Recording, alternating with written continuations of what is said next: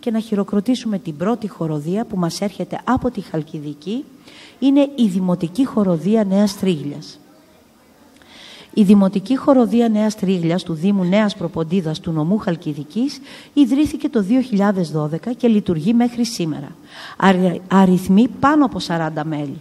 Συμμετείχε και συμμετέχει σε πολυάριθμες εκδηλώσεις και συναυλίες στο Δήμο, στο νομό και σε πολλά μέρη της Ελλάδας μας.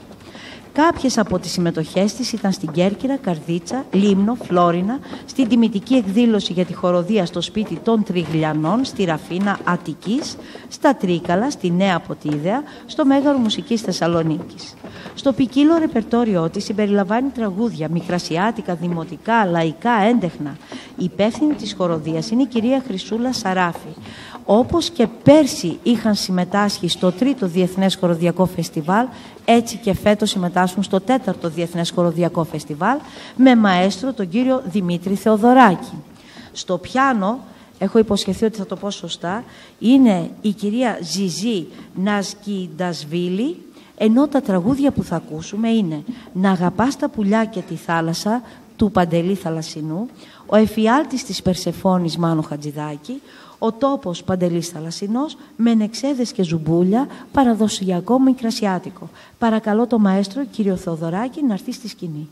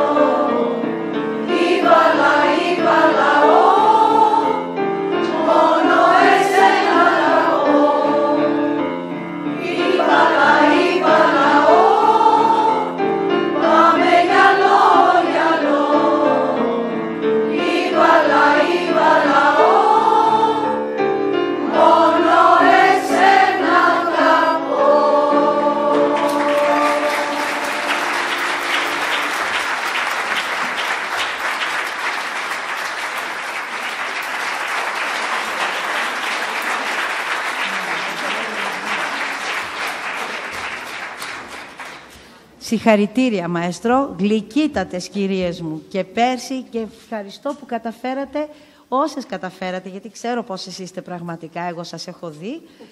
Ευχαριστώ που καταφέρατε να έρθετε σήμερα εδώ μαζί μας για να γλυκάνουμε έτσι όλη την ατμόσφαιρα και να ακουστούν όμορφες μελωδίες. Μαέστρο και η πιανίστα σας ευχαριστούμε πάρα πολύ. Παρακαλώ, τα αναμνηστικά και όλα αυτά θα δοθούν σε όλους μαζί στο τέλος. Από εδώ περνάτε σας παρακαλώ και ανεβαίνετε. Ευχαριστώ.